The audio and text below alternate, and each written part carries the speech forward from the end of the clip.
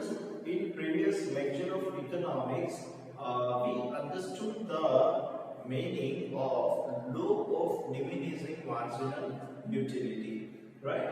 Now there is one point in that we had seen that law of demand is derived from the law of diminishing marginal utility, right? वो point हमने देखा था. अब वो point हम यहाँ पे थोड़ा सा डिटेल में एक एग्जांपल के साथ समझेंगे, राइट? तो सबसे पहले तो हम थोड़ा सा लॉ ऑफ डिमांड याद कर लेते हैं, राइट?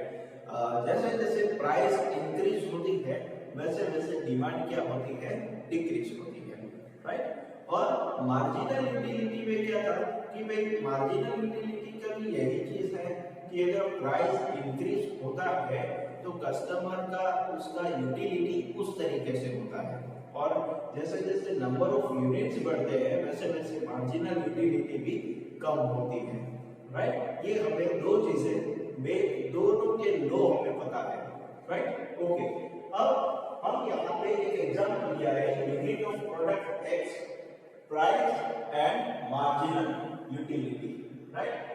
जब प्रोडक्ट ए होती है, जब एक प्रोडक्ट हम लेते हैं और उसको कंज्यूम करते हैं तब उसकी प्राइस 5 होती है, और आपको पता है कि सबसे पहली प्रोडक्ट जिसमें सबसे ज्यादा यूटिलिटी मिलती है that is of 4, right? Okay, now दूसरी प्रोडक्ट हम लेते हैं, उसकी प्राइस 4 है, यहाँ पे प्राइस 4 है, देखना स्टूडेंट्स प्राइस कम हो गई है इसीलिए नंबर ऑफ यूनिट क्या हुआ है, बढ़ गया है, राइट? ओके, देन अगर नंबर ऑफ यूनिट यहाँ पे हम ज्यादा ले रहे हैं उसकी वजह से एक यूनिट हमने पहले लिया था अब दूसरा लिया तो मार्जिनल यूटिलिटी कम हो जाएगी, ठीक है? तो यहाँ से 5 से लेके 4 पे आ गए, राइट? अब यहाँ से प्राइस और कम हो रहा है, 4 to 3 हो रहा है, तो यहाँ पे नंबर ऑफ यूनिट भी क्या और बढ़ गया, तो और बढ़ने की वजह से मार्जिनल यूटिलिटी और कम हो गई, राइट? प्राइस कम हुए, यहाँ पे भी क्या हो गया, डिमांड राइज हो गई, और यहाँ पे क्या हो गया, मार्जिनल यूटिलिटी कम हो गई, राइट? और यहाँ पे क्या हुआ, प्राइस कम हुई, unit of production, unit of demand बढ़ गई, यहाँ पे कम हो गया। तो इसका मतलब ये हुआ, ये हमने ये समझा कि जैसे जैसे जैसे जैसे जैसे प्राइस कम होती है यूनिट्स जो है, नंबर ऑफ यूनिट्स वो क्या होता है, उसकी डिमांड बढ़ती है, प्राइस कम होने की वजह से डिमांड बढ़ती है, ये हमें पता है, ये देखने को मिल भी रहा है कि 5-4 तो एक प्राइस कम होती जाती है तो वैसे वैसे प्रोडक्ट यूनिट डिमांड क्या होती है, बढ़ती जाती है, और सामने जैसे जैसे प्रोडक्शन जो है वो ज्यादा होता है वैसे वैसे मार्जिनल यूटिलिटी कम होती है, राइट? मार्जिनल यूटिलिटी कम होती है, so we can say that there is a inverse relation between demand and marginal utility, right? There is an inverse relation between demand and marginal utility, right? So here we have made a graphical presentation of this tabular form, right? कि यहाँ पे हमने एक slide price on marginal utility ले लिया है, price and marginal utility, तो देख सकते हैं कि प्राइस, हम यहाँ पे देख सकते हैं कि प्राइस 1 है, सॉरी यहाँ पे प्राइस 1 है, प्राइस 1 है तब मार्जिनल यूटिलिटी 5 है, राइट? प्राइस 5 रुपीस है तब मार्जिनल यूटिलिटी भी 5 है, और यहाँ पे यूनिट्स ऑफ प्रोडक्ट्स क्या है, 1, तो 1 यूनिट कंज्यूम करने से 5 मार्जिनल यूटिलिटी मिलती है, ठीक है? ये हम यहाँ पे देख रहे हैं, तो यहाँ पे नंबर ऑफ यूनिट्स 1 है, प्राइस 5 है, तो 5 प्राइस पे 1 यूनिट, 4 प्राइस पे 2 यूनिट, 3 प्राइस पे 3 यूनिट, तो यहाँ पे हम देख रहे हैं यूनिट्स ऑफ प्रोडक्ट 5 प्राइस है, मार्जिनल यूटिलिटी ये तो दोनों सेम ही है, 5-4 3 2 1 5-4 3 2 1, तो हमने ये एक लाइन पे ले लिया, और ये यूनिट्स ऑफ प्रोडक्ट जो है वो यहाँ पे ले लिया, ठीक है? तो मार्जिनल यूटिलिटी एंड प्राइस यहाँ पे है और यूनिट्स ऑफ प्रोडक्ट यहाँ पे 5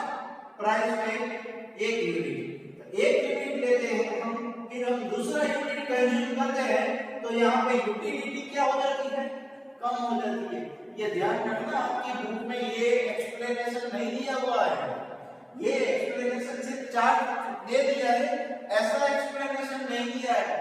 यहाँ पे हम लोगों ने मार्जिनल यूटिलिटी एंड प्राइस को ले लिया, यहाँ पे यूनिट्स ले लिया, पर यहाँ से अगर हम एक और यूनिट बढ़ाते हैं तो मार्जिनल यूटिलिटी क्या होगी, कम हो गई, प्राइस भी यही है, राइट। और अगर प्राइस यहाँ से कम हो गई है तो डिमांड क्या हो गई है, ज्यादा हो गई है।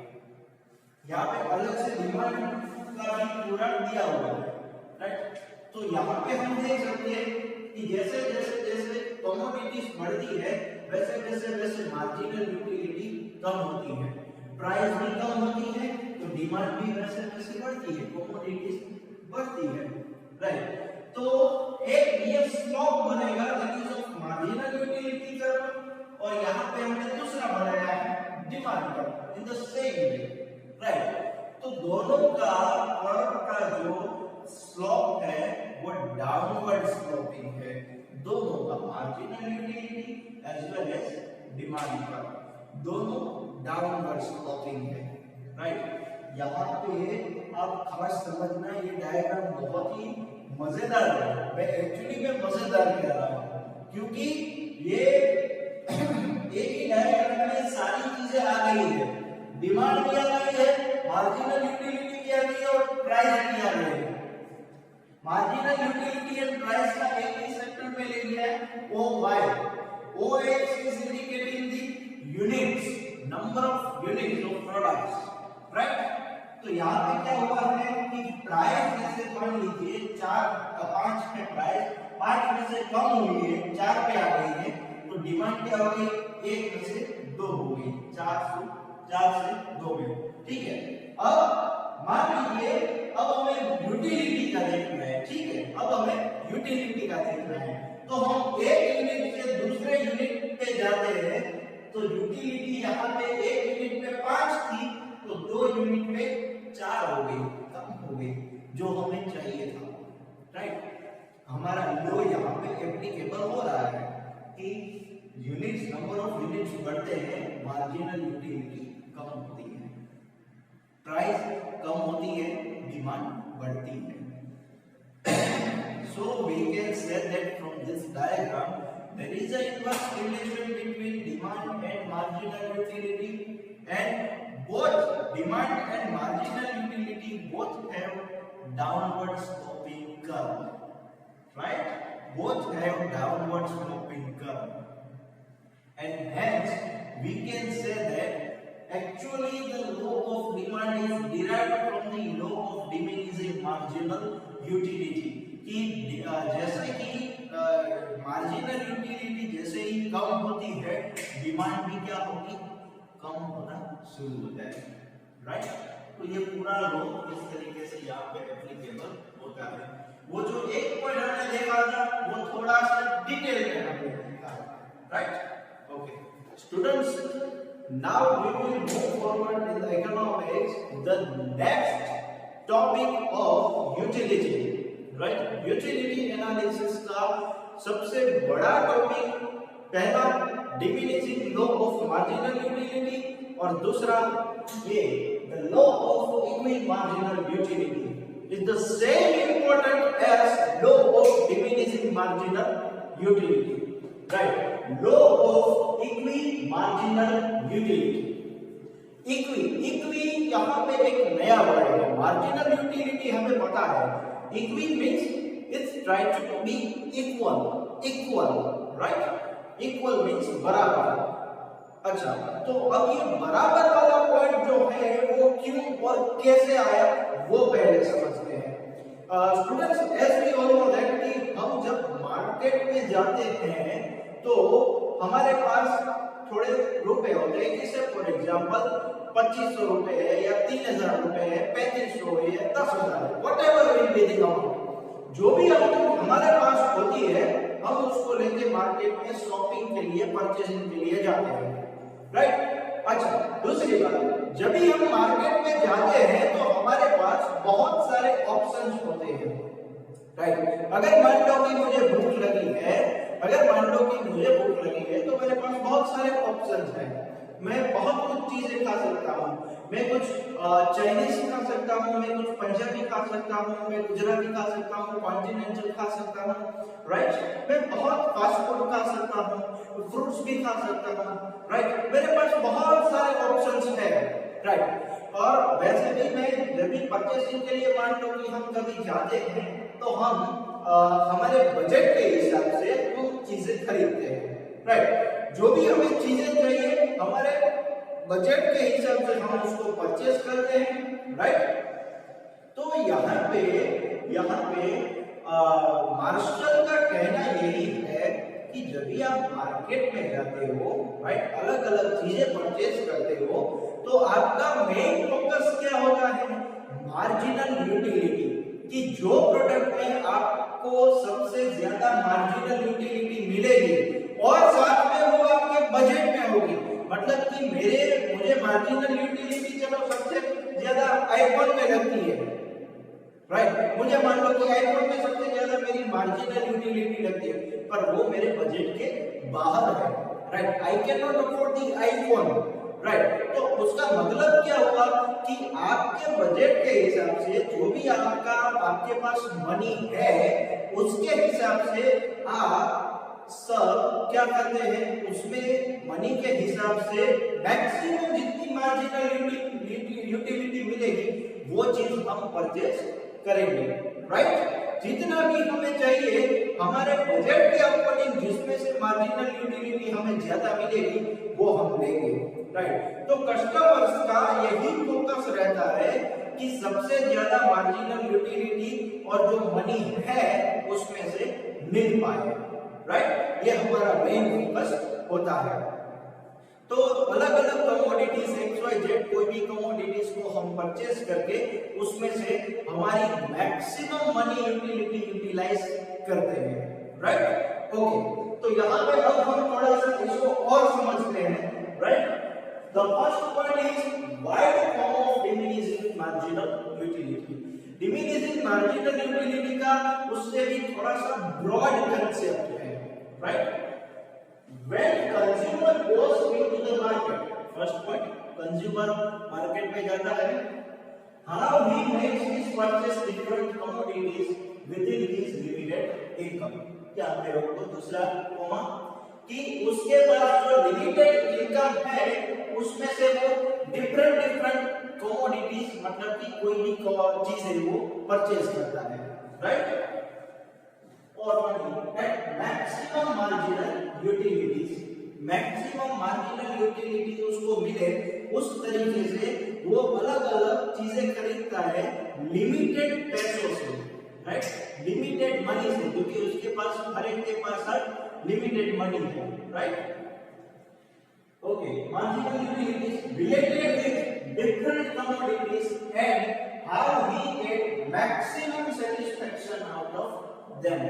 अलग अलग चीजें परचेस करता है और वो अलग अलग चीजों में से सबको मिला के एक मैक्सिमम सेटिस्फैक्शन मिलता है, मैक्सिमम मार्जिनल यूटिलिटी क्रिएट होती है, राइट। उसको यहाँ पे हम law of equal marginal utility कह सकते हैं, राइट, कि सबकी मार्जिनल यूटिलिटी जो है जहाँ पे मैक्सिमम जो है वो हम ले पाए लिमिटेड पैसों से, right. Okay, next point, the consumer always tries to make marginal utility equal by different balance of quantity. Consumer क्या करता है, हमेशा मार्जिनल यूटिलिटी सबकी इक्वल और मैक्सिमम रखने की ट्राई करता है, right. By balance of quantity of commodities which reference with his money spending, जो भी वो अमाउंट स्पेंड करता है, खर्च करता है, उससे जो भी प्रोडक्ट मिलती है उसकी मार्जिनल यूटिलिटी इक्वल और मैक्सिमम रखने की कोशिश कंज्यूमर करता है, right. Okay, then the heart of this law, मतलब ये लॉ का जो क्रक्स है, हार्ट है, वो क्या है, is to make marginal utility by adjustment of money, by adjustment of money, थोड़े पैसे उधर, थोड़े पैसे इधर, थोड़े पैसे इधर, तो ताकि वहां से मैक्सिमम मार्जिनल यूटिलिटी मिल सके।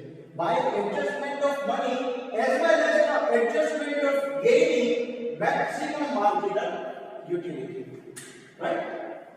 थोड़ा हम पैसों में एडजस्टमेंट करेंगे कि हमें 5 प्रोडक्ट लेनी है, तो एक प्रोडक्ट के ऊपर से इतना हम खर्च करेंगे, दूसरी प्रोडक्ट पे इतना खर्च करेंगे, तीसरी प्रोडक्ट पे इतना खर्च करेंगे, तो उससे क्या होगा, मार्जिनल यूटिलिटी जो है वो मैक्सिमम हमें मिल पाएगी, right. Okay,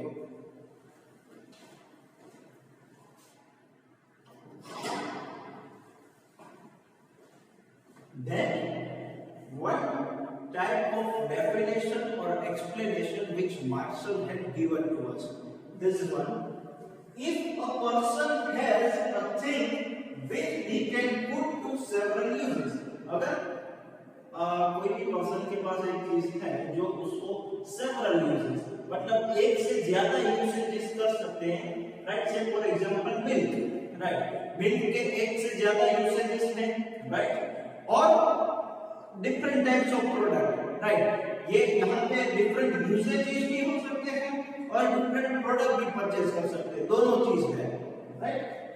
He will distribute it among these uses in such a way that वो क्या करेगा, पर्सन उस यूसेजेस को डिस्ट्रीब्यूट करेगा इस तरीके से कि it has the same marginal utility, marginal utility जो वो मिलती है वो एज इट इज रहे। If it had a greater marginal utility in one use than in another, he would gain by taking away some of it from the second use and apply it to the first. क्या कहना चाहते हैं कि अगर कोई दूसरे रास्ते से या कोई दूसरे प्रोडक्ट से उसको मैक्सिमम मार्जिनल यूटिलिटी मिलती है, तो वो पहली चीज में वो अप्लाई करेगा, तो उसको और मार्जिनल यूटिलिटी मैक्सिमम मिल सकती है, right. Here one point is that he allow us money को अलॉट करता है डिफरेंट पर्सन्स में, allow us money for different purchasing, अलग अलग चीजें परचेज करने के लिए of commodities, okay. He tries to set equilibrium between the purchasing quantity and price. Main point, he tries to set equilibrium between purchase quantity and price. जो भी चीज उसने परचेज की है, जो भी प्राइस से, उसका दोनों का इक्विलिब्रियम रखता है ताकि उसको मैक्सिमम सेटिस्फेक्शन मिले।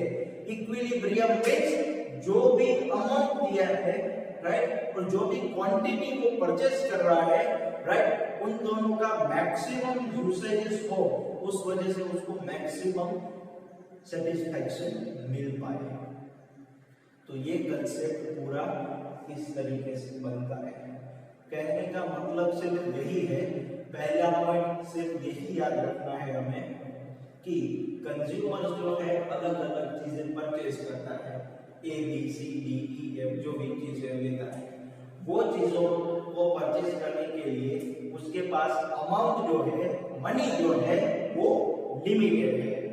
लिमिटेड मनी के साथ उसको चीजें जो है वो परचेज करनी है, तो वो कैसे करेगा, वो अपना दिमाग लगाएगा कि ये चीज में इतनी लूंगा, ये चीज इतनी लूंगा, क्योंकि इसमें से इतना सेटिस्फेक्शन मार्जिनल यूटिलिटी इतनी मिलती है, इसमें से इतनी मिलेगी, इसमें से इतनी मिलेगी, तो तीनों का मिला के जो तीनों में मैक्सिमम मार्जिनल यूटिलिटी मिलेगी, टोटल यूटिलिटी जो क्रिएट होगी वो सबसे ज्यादा होगी, तो उसने जो अमाउंट पे किया है उसकी मार्जिनल यूटिलिटी भी उसकी सेटिस्फाइड होगी, राइट।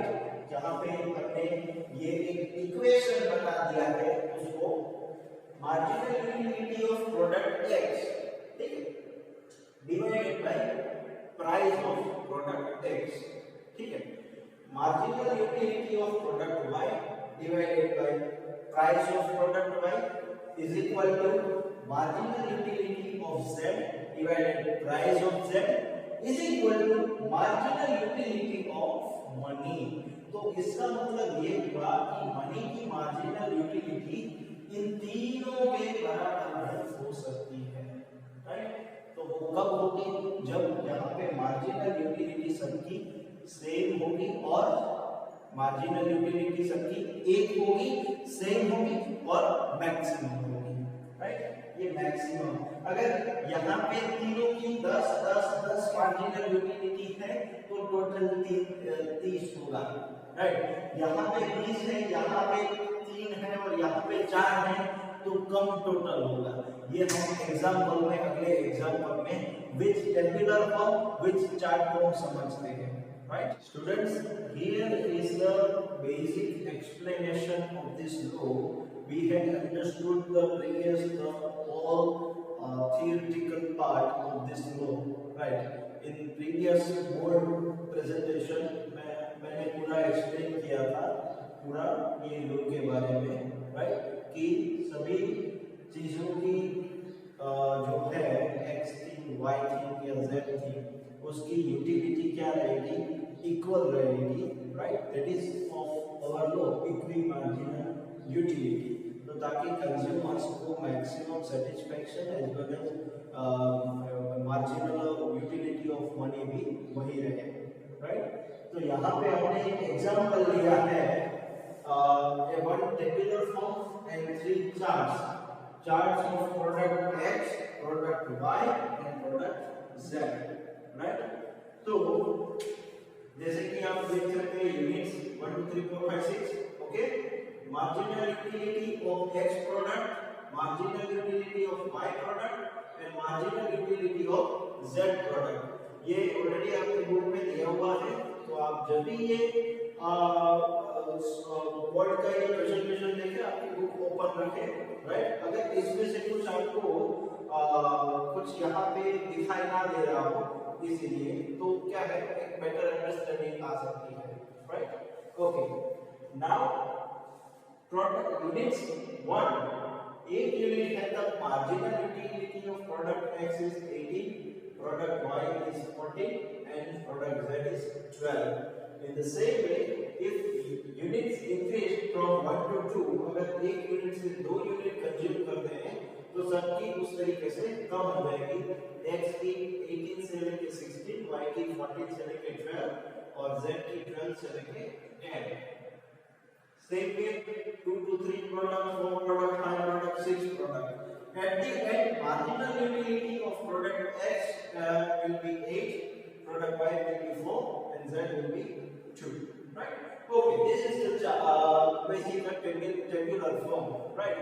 कि ये हमने अभी यहाँ पे देखा कि अलग-अलग यूनिट्स कंज्यूम करने से अलग-अलग प्रोडक्ट की अलग-अलग मार्जिनल यूटिलिटी डिराइव होती है, राइट। ओके, पर यहाँ पे क्या कहा है कि मार्जिनल यूटिलिटी कैसी रखनी है, इक्वल रखनी है, सो दैट कि मनी जो है यहाँ पे हमने सपोज दे दिया है, suppose consumer has ₹100 and price of this product is 10, right, each unit is 10, right। तो हमारे पास 100 रुपए है जो हमें खर्च करने को मिलेंगे, 100 रुपीस आए हैं, राइट। ओके, वो 100 रुपीस को मुझे ये XYZ प्रोडक्ट में डिस्ट्रीब्यूट करना है, मुझे मार्जिनल यूटिलिटी मिल गई है कि अगर मैं एक प्रोडक्ट लूंगा X की तो मुझे मार्जिनल यूटिलिटी 18 मिलेगी, इसमें मुझे 12 मिलेगी और Z में मुझे 12 मिलेगी, राइट। और इस तरीके से अगर मैं प्रोडक्ट बढ़ाते जाऊंगा तो फाइनली मुझे ये मिला है। अब मुझे क्या करना है मुझे ये देखना है कि सबकी मार्जिनल यूटिलिटी जो है, ये सभी प्रोडक्ट्स की मार्जिनल यूटिलिटी जो है वो सेम रखनी है, राइट। और मेरे पास जो 100 रुपीस है वो भी मुझे यूज करने हैं, राइट। तो यहाँ वो कैसे हो पाएगा, तो यहाँ पे आप देख सकते हो कि X में अगर मैं 5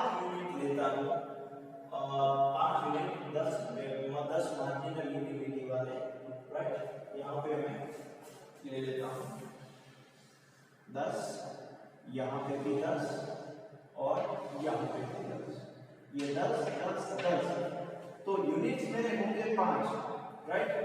5 यूनिट मतलब 50 रुपए। एक्स पे मैं 50 रुपए खर्च करूंगा, वाई पे 30 रुपए खर्च करूंगा और जेड पे मैं 20 रुपए खर्च करूंगा। तो मेरी यहाँ पे मनी जो है वो भी कंप्लीट हो जाएगी, राइट। तो ये इक्वल सम का मैंने रखा है मार्जिनल यूटिलिटी, तो ताकि ये इक्वल मार्जिनल यूटिलिटी मिलने से मेरे मार्जिनल यूटिलिटी ऑफ मनी भी सेटिस्फाई हो रहा है, राइट। तो इसी चीज को मैंने यहाँ पे ग्राफिकल फॉर्म में रख लिया है, एक्स थी, वाई थी और जेड थी। यहाँ पे ले लिया है मैंने यूनिट्स ऑफ कमोडिटीज, 1 2 3 4 5 6, 1 2 3 4 5 6 और 1 2 3 4 5 6। यहाँ पे यूटिलिटी ले लिया है 2 4 6 8 10 12 16, राइट। तो ये 10 जैसा है, 10 फैक्टर यहाँ पे, 10 फैक्टर यहाँ पे और 10 फैक्टर यहाँ पे, 10 यूनिट्स यहाँ पे। तो तीनों का ये कॉम्बिनेशन मुझे मिला है, 10 यूनिट x के, 10 यूनिट y के, 10 यूनिट z के, सॉरी यूटिलिटी z की, राइट। तो मुझे ये पता चला कि यहाँ पे 5 यूनिट x के होने चाहिए, 3 यूनिट y के होने चाहिए और 2 यूनिट z के होने चाहिए, राइट। इस तरीके से मेरा ग्राफिकल फॉर्मूलेशन बना, राइट। It's very easy. एक बार कंसेप्ट समझ में आ जाए, सिर्फ आप ये टेबुलर फॉर्म याद रखो एग्जाम में लिखने के लिए, तो उस हिसाब से आप ग्राफिकल फॉर्म भी आसानी से बना सकते हो, right. So it's very easy to understand. बस एक टेबुलर फॉर्म को ग्राफिकल फॉर्म में प्रेजेंट करना है और उसी से इकोनॉमिक्स बनता है, राइट। आपका कोई भी पेपर ये ग्राफ और टेबल के बिना नहीं होना चाहिए, right. Okay, so here we have some assumptions about this law। कुछ धारणाएं हैं, जैसे कि हमने law of diminishing marginal utility में देखा था, कुछ धारणाएं थी, assumptions थे। वैसे ये लॉ के भी कुछ assumptions हैं। क्या क्या है देखते हैं। Consumer is wise and intelligent and desires to get maximum satisfaction। Consumer जो है वो वाइज है, राइट। उसको हर एक चीज का पता है कि मुझे उसमें से इतना सेटिस्फेक्शन मिलेगा, इसमें से इतना सेटिस्फेक्शन मिलेगा, राइट। तो वो इंटेलिजेंट भी है, वाइज भी है और वो चाहता है कि मुझे सबसे ज्यादा सेटिस्फेक्शन मिले, राइट। पहला assumption। दूसरा, desires that is of इच्छा है, right. habits preference remain same and every particular about goods and services, right। desires जो है, taste है, preference है, वो सेम रहते हैं, उसमें कोई चेंज नहीं होता है। और कंज्यूमर जो है वो बहुत ही पर्टिकुलर है अपने गुड्स और सर्विसेज देने के लिए, राइट। इस फॉर एग्जांपल 101 चीजें हैं तो वो उस पे ही कंसंट्रेट करेगा, ना कि दूसरी एबीसीडी प्रोडक्ट पे, राइट। तो ये मतलब क्या है कि वो पर्टिकुलर है, उसको पता है मुझे क्या लेना है, राइट। उसको ये भी कैलकुलेट करना आता है कि मुझे इसमें से इतनी यूटिलिटी मिलेगी, इसमें से इतनी यूटिलिटी मिलेगी, right. Third one, limited income and spend all income. Excellent point कि जो कंज्यूमर है, यहाँ पे हमने देखा था कि कंज्यूमर के पास 100 रुपए है, मतलब कि एक लिमिटेड इनकम है। अगर मैं 1000 रुपए लेके परचेजिंग करने जाऊं तो मेरे पास लिमिटेड इनकम है 1000 रुपए, 10,000 के लेके जाऊं तो मेरे पास लिमिटेड इनकम है 10,000 रुपए। मतलब कहने का मतलब ये है कि जो भी वो कमा रहा है, राइट, उसकी इनकम जो है वो लिमिटेड है, राइट। और जो इनकम उसकी लिमिटेड है वो सारी इनकम को एक्सपेंस में बदल देता है। उसमें से अगर ये भी हो सकता है कि 100 रुपए है मेरे पास, मैं अभी 100 वाई ले लूं, जेड अभी जरूरत नहीं बाद में लूंगा तो वो सेविंग हो जाएगा, ऐसा नहीं चलेगा, राइट। यहाँ पे जो भी है पूरा खर्च करना ही पड़ेगा, राइट, तो ही हमें पता चलेगा। तो जो भी हमारे पास है, जो भी कंज्यूमर की इनकम है वो सारी वो खर्च कर देता है, एक्सपेंस कर देता है, right. So he spent his all the income and his income is limited. During purchasing activity, marginal utility for money does not change. अगर मैं परचेजिंग करने जा रहा हूं तो मार्जिनल यूटिलिटी ऑफ मनी उसमें कोई बदलाव नहीं होगा। मैं अगर से फॉर एग्जांपल मैं अगर मान लो कि परचेजिंग के लिए गया, मुझे कुछ सेविंग करना है, मतलब कि ये मेरे पास 100 रुपए है, 100 में से अगर मैं कोई चीजें एक्स्ट्रा लेता हूं तो वो नहीं ले सकता हूं, राइट। मार्जिनल यूटिलिटी यहाँ पे 100 है, मनी मेरे पास तो उतने ही रहेंगे, कम लेता हूं वो भी नहीं चलेगा। 100 के 100 रुपीज एज इट इज रहने चाहिए, उसमें कोई बदलाव नहीं होना चाहिए, right. Utility of selected commodities depend on the stock of the goods only. जो सामने है, जो पड़ा है वही है, राइट, वो मुझे लेना है। Stock of the goods and good is subject to law of diminishing marginal utility। और वो जो goods है वो कैसा है, उसमें भी diminishing marginal utility का law applicable होता है, राइट। कि से फॉर एग्जांपल X प्रोडक्ट है, वो मैं लेता हूँ या X प्रोडक्ट उसके पास है स्टॉक में, राइट। तो मैं एक प्रोडक्ट लूंगा, 2 लूंगा तो उसकी मार्जिनल यूटिलिटी क्या होगी, कम होती जाएगी। ऐसा नहीं है कि मैंने एक्स प्रोडक्ट लिया और मुझे लेने के लिए और इच्छा हो रही है, ये नहीं हो सकता है, ये पॉसिबल नहीं है, राइट। उसमें law of diminishing marginal utility का एप्लीकेशन होता है, right. And last one, consumer knows the prices of all goods and services। Consumer को पता है कि ये गुड्स के इतने प्राइस है, इसके इतने प्राइस है, इसके इतने प्राइस है, मेरे पास इतना मनी है तो मैं ये इतना लूंगा तो मुझे इसमें से इतना मार्जिनल यूटिलिटी मिलेगा, ये प्रोडक्ट में से इतना मिलेगा और इसमें से इतना मिलेगा, तो तीनों का मिला के मेरे पास 100 रुपीस है, खत्म हो गए, चलो ले लिए, टाटा बाय बाय। बिल्कुल वैसा ही है, राइट। तो कंज्यूमर को पता है कि price of all goods and services क्या है, ये उसके असम्पशंस थे, राइट। तो ये हमारा एक्सप्लेनेशन था लॉ का in tabular form and graphical form, right. और this are the assumptions of the law of equi marginal utility. बस एक ही चीज याद रखनी है, इक्वी मींस इक्वल, जो भी प्रोडक्ट ले उसमें से इक्वल जो भी हमारा सैटिस्फैक्शन है वो होना चाहिए, राइट। और हमारा मनी जो है वो कंप्लीट हो जाना चाहिए, right. Okay friends, here is the limitations of the law of equimarginal utility, right? We had seen the assumptions, now we will see the limitations of the law of equimarginal utility. The first one is utility cannot be measured, utility measure नहीं की जा सकती, if it is measured it doesn't show accurate utility। अगर measure की भी जा सकती है तो accurate हम नहीं कह सकते कि ये प्रोडक्ट से मुझे 10 मार्जिनल यूटिलिटी मिली, इससे 8 मिली, इससे 3 मिली, राइट। ऐसा हम मेजर कभी नहीं कर सकते हैं, right. Second one, customs, habits, fashions, way of living become a bar of this law, right.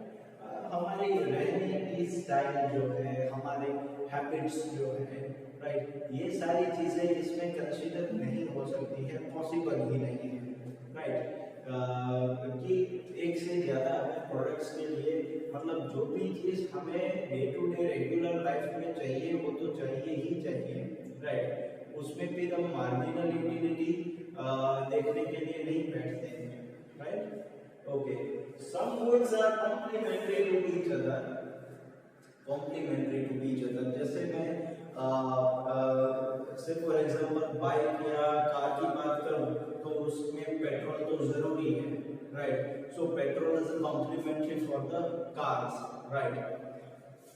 They can not be substituted. अब पेट्रोल की जगह कोई दूसरी प्रोडक्ट आ सकती नहीं, राइट। उसमें पेट्रोल तो चाहिए, या तो डीजल का हो तो डीजल, मतलब पेट्रोल या तो डीजल, कुछ ना कुछ तो चाहिए ही, राइट। अगर पेट्रोल का हो तो उसमें डीजल नहीं चल सकता है, और डीजल का हो तो उसमें पेट्रोल नहीं चल सकता है, मतलब कि उसका कोई सब्स्टिट्यूट नहीं है। हमने यहाँ पे क्या देखा था कि एक प्रोडक्ट चलो कुछ है तो हम दूसरी प्रोडक्ट पे मार्जिनल यूटिलिटी देखते हैं, पर ये यहाँ पे तो वो पॉसिबल ही नहीं है क्योंकि उसका सब्स्टिट्यूट है ही नहीं कोई, right? Okay, and some goods are not divisible in small units. कुछ गुड्स ऐसे हैं कि जिसकी मार्जिनल यूटिलिटी को मेजर करने के लिए, ये तो हमने अभी तक खाने पीने के एग्जांपल देखे थे, इसीलिए समझ में आ रहा था कि चलो पानी पूरी एक खाई तो मार्जिनल यूटिलिटी मिली, राइट? पर इसमें ऐसा तो है नहीं कि अगर कुछ ऐसे गुड्स हो जिसको डिविजिबल ना हो, राइट? तो से फॉर एग्जांपल टीवी, अगर हम टीवी परचेज करेंगे तो उसकी मार्जिनल यूटिलिटी कैसे काउंट करेंगे, राइट? आप ही बताओ, मतलब उसके एक पीस किया टीवी का तो उससे ज्यादा खुशी मिलेगी? पॉसिबल ही नहीं है, राइट? तो कुछ गुड्स ऐसे हैं जिसको हम स्मॉल पार्ट्स में डिवाइड नहीं कर सकते हैं, राइट? एक यूनिट लिया, दूसरा लिया, तीसरा लिया, तो एक टीवी लिया, दूसरा लिया, तीसरा लिया, टीवी इतने सारे हम ले सकते हैं? नहीं ले सकते हैं। तो ये चीज क्या है कि some goods are not divisible and some goods are complementary for other goods and there is no any substitute for that, right? Okay, fourth one is when there is scarcity of goods, जब goods की अछत हो, goods की कमी हो, तब की बात है। A consumer buys such goods at a higher price without thinking about the utility। अब चीजों की अगर मान लीजिए शॉर्टेज हो, कोई भी चीजों की, बीच में थोड़े सालों पहले चीनी की बहुत ही शॉर्टेज हो गई थी तो प्राइस बहुत ही ज्यादा हाइक हो गए थे, राइट? तो एट दैट टाइम कंज्यूमर ये सोचने के लिए नहीं पड़ता है कि इतना इसमें से इतना यूटिलिटी मिलेगा तो मैं ये लूं, राइट? इतना लूं, तो एट दैट टाइम जो भी मिले वो ले लेने का, राइट? तो ये टाइम पे ये यूटिलिटी कोई कंसेप्ट काम नहीं आता है, right? If the market conditions are uncertain and prices become dynamic, it becomes difficult for the consumer to compare utilities। हमने अभी assumptions में देखा कंज्यूमर रेशनल है, कंज्यूमर को पता है कि इसकी क्या प्राइस है, इसकी ये प्राइस है, इसकी ये प्राइस है, राइट? तो अगर मार्केट कंडीशन डायनामिक है, प्राइसेस डायनामिक है, हर रोज चढ़ाव या उतार आते रहते हैं प्राइसेस में, तो ये समय पे अंदाजा लगाना मुश्किल हो जाता है कि ये प्रोडक्ट की इतनी प्राइस होगी तो इतनी इसमें से इतनी यूटिलिटी मिलेगी, राइट? तो वो एट दैट टाइम ये अंदाजा लगाना मुश्किल हो जाता है, right? Sometimes consumer is affected by advertisements or imitations of others in this behavior rationality in purchasing। कुछ एडवर्टाइजमेंट देखी, राइट? कंज्यूमर ने कुछ एडवर्टाइजमेंट देखी, चलो मान लेते हैं fair and glow and lovely, sorry fair and lovely अब बन गया है ग्लो एंड लवली, राइट? तो अगर ग्लो एंड लवली की एड देखी तो वो उस टाइम भूल जाता है कि मेरी मार्जिनल यूटिलिटी इसमें क्या रहेगी, राइट? मुझे सेटिस्फेक्शन मिलेगा कि नहीं मिलेगा, राइट? अगर किसी का इन्विटेशन आता है एग्जीबिशन का वगैरह, तो एट दैट टाइम वो रैशनैलिटी जो है वो रैशनैलिटी वहां पे काम नहीं करती है, राइट? तो at that time marginal utility can not be measured, right? अब ये जो चीज है यहाँ तक कि ये इक्वी मार्जिनल यूटिलिटी के लिमिटेशंस है। Now we will see the limitations of utility analysis as a whole. जो पूरे चैप्टर हमारा नाम है चैप्टर का, that is of utility analysis, उसके डीमेरिट्स है, उसके डिसएडवांटेजेस या तो लिमिटेशंस है, कुछ लिमिटेशंस है। तो सबसे पहला utility can not be cardinally measured, as we discuss here utility can not be measured. हम उसको मेजर नहीं कर सकते हैं कि ये प्रोडक्ट लेने से मुझे 15 सेटिस्फैक्शन या यूटिलिटी मिलेगी, ये प्रोडक्ट परचेज करने से मुझे 10 यूटिलिटी मिलेगी, right? Second one, money is an imperfect measure of utility. Money जो है वो परफेक्ट मेजर नहीं है यूटिलिटी मेजर करने का। क्यों नहीं है?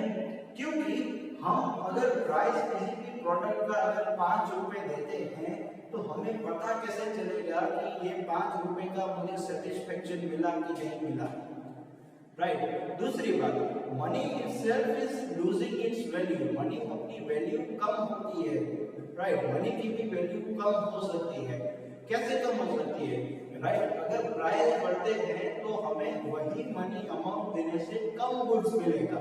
कि से फॉर एग्जांपल पेट्रोल के प्राइस हैं, राइट, तो वो डे बाय डे इंक्रीज होते हैं, राइट। जो पेट्रोल जो पहले 50 रुपए में जितना आता था, आज क्या वही 50 रुपए देने से उतना पेट्रोल आएगा? बिल्कुल नहीं आएगा। हाँ, ये मत समझना कि हम तो 50 रुपए का पेट्रोल भरवाते हैं, हमें कोई पेट्रोल का प्राइस बीच में नहीं आता है, राइट। पहले 50 रुपए देने से हमें मान लीजिए 1 लीटर मिलता था, आज 50 रुपए देने से 750 ml मिलता है, राइट। तो वो 50 रुपए की वैल्यू क्या हो गई? कम हो गई। हमें जितना मिलता था उससे हमें कम मिल रहा है सामान, right.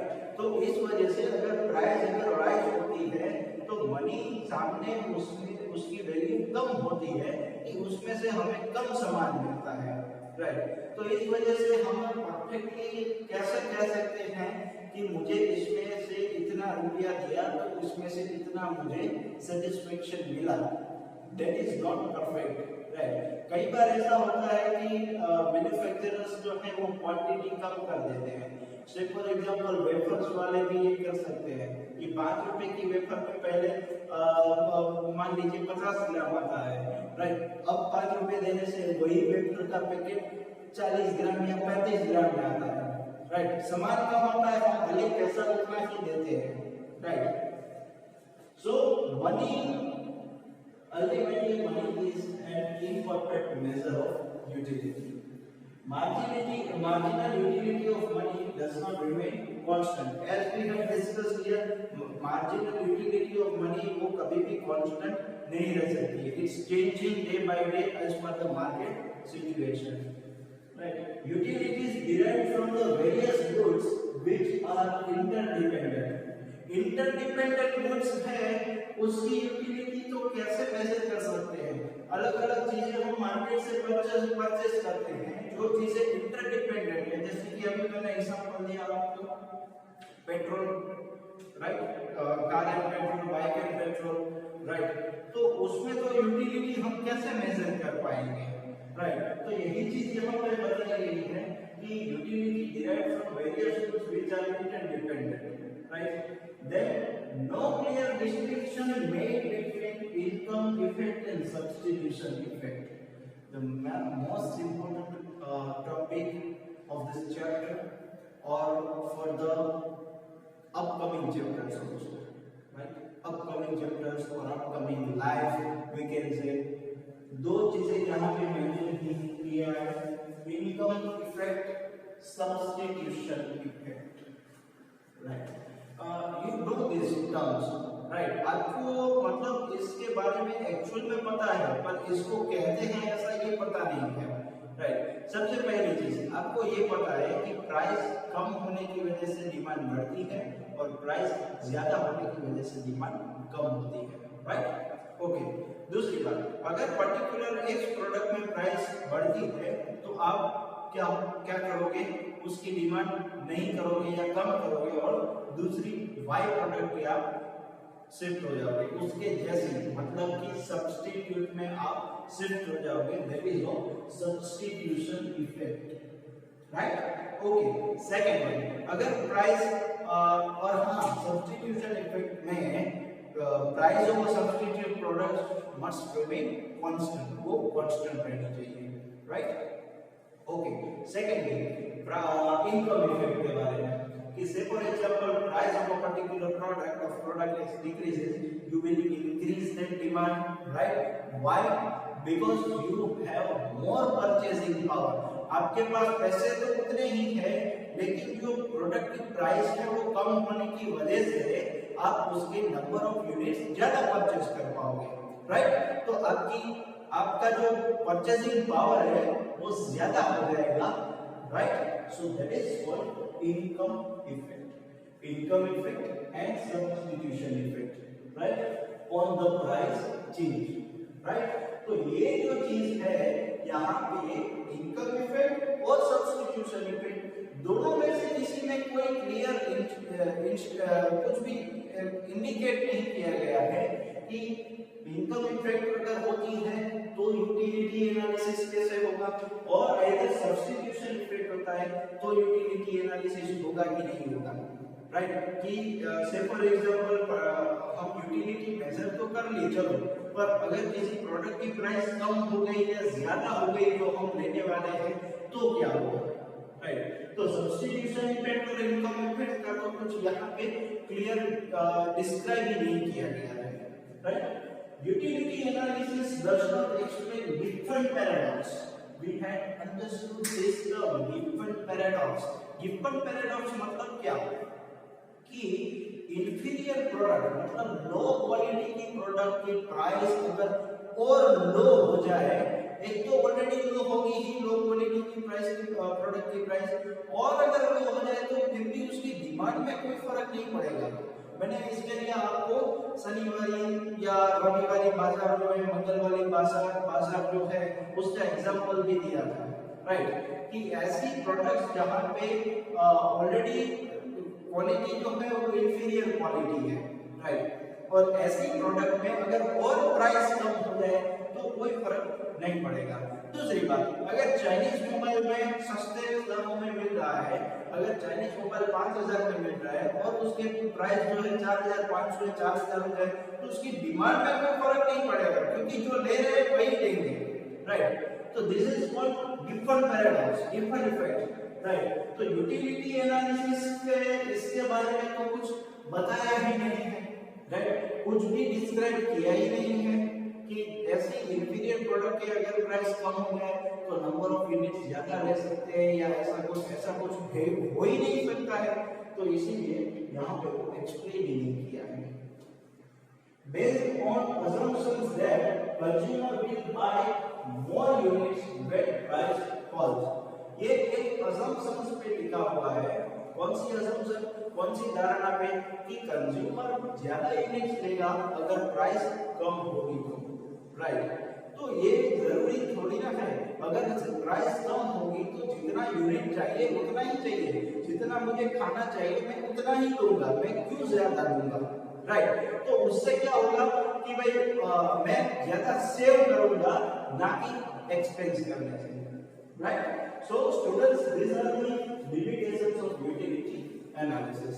Students, the last concept of this utility analysis chapter, that is of consumer surplus. Consumer surplus मतलब कि कंज्यूमर के पास कुछ बचता है, सरप्लस मींस एक्स्ट्रा या ज्यादा, right, that is of surplus. कुछ जो हमने एक्सपेक्ट किया हो उससे ज्यादा आ जाए, that is of surplus for us, right. तो यहाँ पे ये कंसेप्ट भी मार्शल ने ही दिया है, राइट। मार्शल का कहना ये है कि कंज्यूमर्स अगर जो प्राइस कोई भी प्रोडक्ट के लिए देने के लिए तैयार हो, राइट, कोई भी प्रोडक्ट के देने के लिए तैयार हो और उससे कम प्राइस में या वो प्रोडक्ट उसको मिलती है तो बाकी का जो बचता है that is called consumer's surplus, right. Okay, चलो आइए देखते हैं इन डिटेल में ये क्या कहना चाहते हैं। Doctor Marshall this concept. He said that a consumer gets surplus satisfaction, added advantage, right? ज्यादा satisfaction, right? From the use of a commodity if the total utility got from the use of a commodity is greater than the disutility on account of the price of paid for it. बहुत ही बड़ा term है, बहुत ही बड़ा sentence है जिसको हमें टुकड़ों में याद रखना पड़ेगा, राइट। हमें थोड़े थोड़े छोटे छोटे पार्ट्स करके उसको याद रखना पड़ेगा और समझना होगा। एक्चुअली उसका कहना क्या है कि जो कंज्यूमर जो है कमोडिटी जो यूज करता है, right, consumer get surplus satisfaction, ज्यादा satisfaction from the use of commodity, जो यूज कमोडिटी करता है उससे, if the total utility got from the use, जो यूज करता है उसमें से जो भी टोटल यूटिलिटी मिलती है, मार्जिनल नहीं, टोटल यूटिलिटी जो मिलती है from commodity is greater than the distributability मतलब कि जो टोटल यूटिलिटी उसको मिलती है वो जो यूटिलिटी मिलती थी उससे ज्यादा है, greater than, right, greater than this utility on account of the price paid for it, किस लिए, प्राइस जो वो पे करता है उससे, राइट। तो यही मार्शल का कहना है कि जो अगर हम प्राइस पे करते हैं और जो यूटिलिटी हमें मिलती है उससे ज्यादा, ग्रेटर देन अगर मिलती है total utility, then it is called consumer's surplus, right? Okay. Further, consumer's surplus means how much the consumer is ready to pay. Consumer कितना पे करने के लिए ready है for the commodity and how much the actual pays for the commodity. और actual में क्या पे करता है? The difference of them is consumer's surplus. Excellent, simple, short, sweet definition. Right? How much consumer is ready to pay and how much he actually pay, the difference between both is called consumer's surplus. Right? Okay. The excess of the price which the consumer would be willing to pay rather than go without a thing over. क्या कह रहे हैं कि access the price मतलब जो कि consumer price ज्यादा पे कर रहा है वो किस लिए है कि भाई चीजें खत्म हो जाए, उससे बेटर है कि जो प्राइस में वो मिल रहा है वो दे दे, right. Okay, which he actually does pay in the economic measure of this surplus satisfaction. और जो इकोनॉमिक मेजर में वो जो पेमेंट करता है, राइट, एक्चुअल में पेमेंट करता है with surplus satisfaction, right, surplus satisfaction उसे मिलता है, राइट, क्योंकि एक्चुअल में जो पेमेंट किया है और जो वो पेमेंट करना चाहता था दोनों में क्या है, डिफरेंस है। से फॉर एग्जांपल मैं किसी प्रोडक्ट के लिए 100 रुपए तक देने के लिए तैयार हूं कि अगर मुझे मिलता है तो I will pay 100 rupees for that, right, but I am getting that product for from rupees 80, मुझे 80 में ही वो मिल जाती है, मैं 80 पेमेंट करता हूँ एक्चुअल में, then 20 rupees is my surplus, right, I can purchase more units from that 20 rupees, right, so this is my surplus, right, okay. This concept is reflection of diminishing marginal utility. Diminishing marginal utility का एक reflection है ये concept, right? And here there is one example that we have taken in the tabular form and graphical form, as we are doing in all these concepts, right? First of all, units, number of units, marginal utility, price the consumer is ready to pay, right? तो एक unit में marginal utility 15, price consumer ready to pay is 15, 2 units 12, 12, 3, 10, 10, 4, 8, 8, 5, 6, 6, right, this is the marginal utility, this is the price consumer is ready to pay, right, okay. Now हमें यहाँ पे देखना है कि consumer जो है वो कितने यूनिट्स देना परचेज करेगा, right. Suppose the price in market is ₹80, मान लीजिए कि 8 रुपए की प्राइस है ये वाला, right, this one. Consumer will purchase 8 units, price 8 रुपए है मान लीजिए, और 8 यूनिट लेना है consumer, right, 8 units of a commodity for the price and utility are equal. अब हमें यहाँ पे अगले कंसेप्ट में हमने क्या देखा था कि कंज्यूमर कौन सी चीज परचेज करेगा कि जहाँ पे प्राइस और उसकी यूटिलिटी इक्वल हो, राइट, ये हमने देखा था, प्राइस और यूटिलिटी उस दोनों की इक्वल हो तो ताकि उसको सबसे ज्यादा सैटिस्फैक्शन मिल पाए, राइट, ओके। तो यहाँ पे 8 रुपए है, प्राइस 8 रुपीस है, राइट, तो वो मार्जिनल यूटिलिटी 8 चूज करेगा, right. So number of unit 4 आ गए, ठीक है, और प्राइस इज रेडी टू पे 8 रुपीस, राइट। तो यहाँ पे ये हमने माना है कि 8 रुपए की प्राइस है, right, okay. He pays rupees 32 because 4 number of units are there, 8 रुपए में जो 4 यूनिट्स हैं वो मिल रहे हैं, okay. 4 into 8 that is of 32, right? He was ready to pay 45 rupees.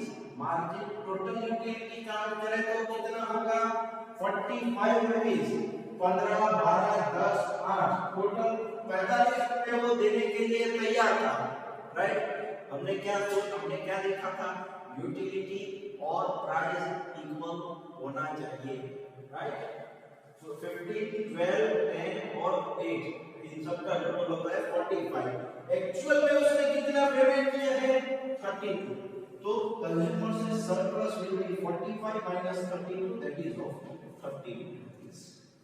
This is the concept of consumer's surplus.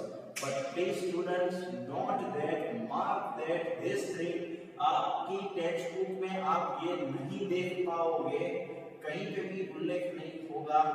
आपकी text book में क्या दिया है, suppose the price in market is ₹8, right. Suppose, यहाँ पे सपोज वर्ड है, मतलब कि ये धारणा की गई है, इसकी जगह कोई और भी धारणा ले सकते हैं हम, right. Suppose price in the market is ₹8, right.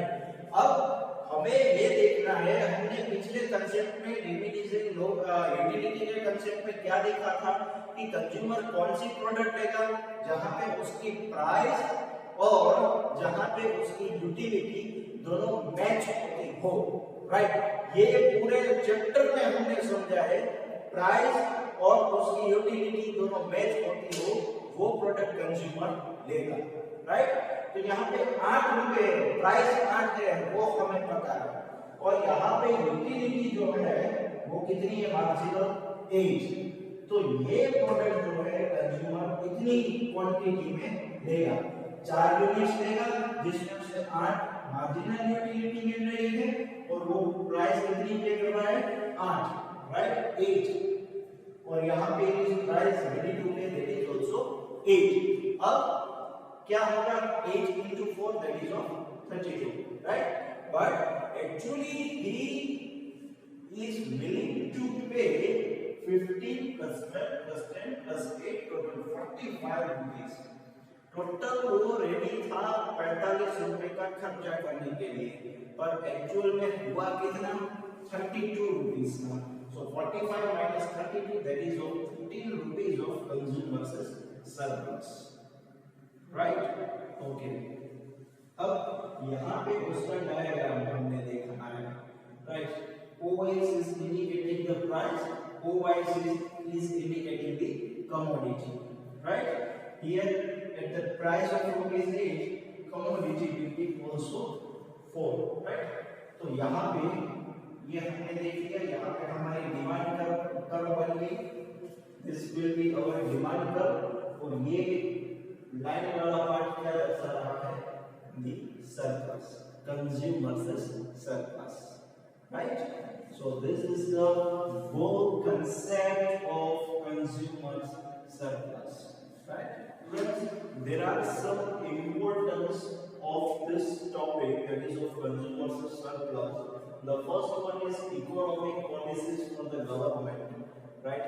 How the consumer surplus will be useful for to the government, right? तो स्टूडेंट्स इससे पहले के कंसेप्ट में हमने देखा था यूटिलिटी के कंसेप्ट में कि गवर्नमेंट को भी ये यूजफुल होता है for levying the taxation, right. ये टैक्सेशन का जो पोर्शन है वो चीज के लिए गवर्नमेंट को ये चीज जरूरी होती है कि कंज्यूमर्स के सरप्लस अगर ज्यादा है तो एक्स्ट्रा टैक्स चार्ज कर सकती है, जिससे गवर्नमेंट को रेवेन्यू हो सके, और कस्टमर्स के पास तो क्या है, ऑलरेडी रेवेन्यू है, राइट, और सरप्लस ज्यादा है, तो इस वजह से गवर्नमेंट उसको ज्यादा टैक्स देके भी से फॉर एग्जांपल जो लग्जरीज गुड्स है उसमें टैक्स ज्यादा डालेंगे, राइट? कैसे? तो अगर टैक्स ज्यादा डालेंगे तो लग्जरियस गुड्स में generally rich people will buy that products, right? Buy those products by rich people only. तो उसमें से ज्यादा जो टैक्स मिलेगा, कंज्यूमर्स का सरप्लस तो है ही ऑलरेडी, तो उसमें से वो टैक्स ले लेंगे, तो ताकि वो टैक्स जो है वो जो पुअर पीपल है, राइट, उसके वेलफेयर के लिए, उसके डेवलपमेंट के लिए वो लगा सकते हैं। So by this way, government can levy the taxation, right? Taxation डाल सकती है, taxation पूरा फाइनेंस मिनिस्टर ये चीज देख सकते हैं कि कौन सी चीज पे ज्यादा टैक्स डालने से कंज्यूमर्स को अफेक्ट कम होगा और इकोनॉमिक डेवलपमेंट भी होगा, दोनों चीज होगी, गवर्नमेंट के पास पैसा भी आएगा, राइट? तो ये चीज देखते हैं। Okay, then useful for monopolist. Monopolist useful है क्योंकि मोनोपोलिस्ट मतलब कि जिसकी मार्केट में मोनोपोली है, राइट? तो वो कैसे देखेंगे कि कंज्यूमर को हमारे प्रोडक्ट से इतना सरप्लस मिल रहा है तो हम और प्राइस इंक्रीज कर सकते हैं, मार्केट से और प्रॉफिट कमा सकते हैं, राइट? क्योंकि वो एक ही है मार्केट में, राइट? और कंज्यूमर को फिर भी सरप्लस मिल रहा है, so they can charge more, they can charge extra to earn more profit, right? So monopolists can take best advantage of consumers' surplus, right? Okay. हर सिक्के के दो पहलू होते हैं, right? हर गेम में हार जीत होती है, तो वैसे ही हर कंसेप्ट के प्रोस एंड कॉन्स होते हैं, एडवांटेजेस एंड डिसएडवांटेजेस होते हैं, right? So limitations of this consumer's surplus is first one cannot be measured in cardinal numbers।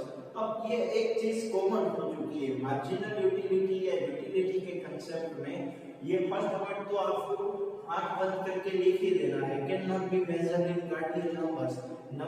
अब ये जो कंसेप्ट है पूरा यूटिलिटी पे टिका हुआ है, जैसे कि हमने देखा, राइट? अब यूटिलिटी ही मेजर नहीं की जा सकती है तो कंज्यूमर सरप्लस कैसे मेजर किया जाएगा, राइट? हम यूटिलिटी का ही कह रहे हैं कि we can not measure the utility, exact utility, right? कि 8 सेटिस्फेक्शन मिला, 8 यूटिलिटी मिली, 10 यूटिलिटी मिली, अगर यूटिलिटी मेजर नहीं कर सकते हैं तो ये चीज तो पॉसिबल ही नहीं है, right? So we cannot measure consumer's surplus in the cardinal number, right? Second one, we must have full chart of marginal utility and how much customer is ready to pay, right? यहाँ पे sorry, this is how much है, right? This is not must. How much consumer is ready to pay, right? Okay, हमारे पास पूरा chart होना चाहिए, consumer के पास पूरा chart होना चाहिए। ये तो हमने सिर्फ 4 लाइन यहाँ पे देखी थी, जो अगले स्लाइड में हमने देखा था अगले बोर्ड प्रेजेंटेशन में कि सिर्फ 4 ही उसमें थे यूनिट्स, राइट? तो हमें इजी रहा कैलकुलेट करने में। ऐसी तो बहुत सारी चीजें, बहुत सारे यूनिट्स हो सकते हैं, तो इतना बड़ा चार्ट पहले प्रिपेयर करेंगे सबकी मार्जिनल यूटिलिटी कि भाई 1 यूनिट लेंगे तो इतने मार्जिनल यूटिलिटी मिलेगी, 2 लेंगे तो इतनी मिलेगी, और उसमें उसके प्राइस कि मार्जिनल यूटिलिटी के सामने हम इतनी प्राइस पे करने के लिए रेडी हैं। अब इतना पूरा चार्ट बना के फिर कंज्यूमर से सरप्लस कौन बनाएगा, राइट? तो ये पॉसिबल भी नहीं है कि इतना बड़ा चार्ट बना के मार्जिनल यूटिलिटी कैलकुलेट करके फिर हम देखें कि नहीं ये यूनिट पे इतनी मार्जिनल यूटिलिटी मिल रही है तो हम इतना प्राइस देंगे। अब मार्जिनल यूटिलिटी तो हमने कह दिया कि वो मेजर नहीं कर सकते, तो इतना प्राइस दे कैसे पता चलेगा, right? So this also can not be possible, practically cannot be possible. For some products consumer is ready to pay anything। कुछ चीजें ऐसी हैं जैसे कि necessity products, food, grains, water, कि उसके लिए कंज्यूमर जो भी प्राइस पे मिले वो ले लेता है, राइट? तो मतलब इसका कहने का मतलब ये है यहाँ पे कि ये प्रोडक्ट में कंज्यूमर सरप्लस कैसे मापा जाए कि ये अगर वो आज 10 रुपए में मिल रहा है कल को शॉर्टेज होने की वजह से 15 में भी मिलेगा तो कंज्यूमर को तो वो चाहिए 15 में तो 15 में, राइट। तो वो क्या होगा कि उसमें सरप्लस कहाँ पे मेजर करें वो हम बता नहीं सकते हैं कि इतना सरप्लस इसमें से मिलेगा, राइट। सो कुछ चीजें ऐसी है जिसपे से एग्जैक्टली कंज्यूमर सरप्लस कितना मिलेगा that can not be measured, right. So students this is the goal of consumer surplus and this is with the utility chapter, right. यहाँ पे यूटिलिटी एनालिसिस चैप्टर खत्म होता है और अब हमारा सिर्फ एक चैप्टर बाकी रहता है, एक यूनिट बाकी रहता है, that is of market structure in economics, right. तो यहाँ पे ये चैप्टर कंप्लीट होता है with the consumers surplus, right.